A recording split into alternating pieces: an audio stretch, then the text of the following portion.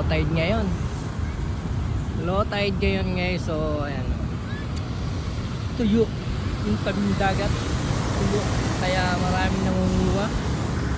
Ayun, maraming nangunguha ng mga shell.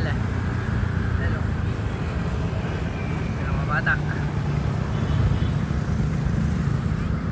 Dito yan sa tabing dagat ng Danau City, Cebu. Ayun, ayun, yan.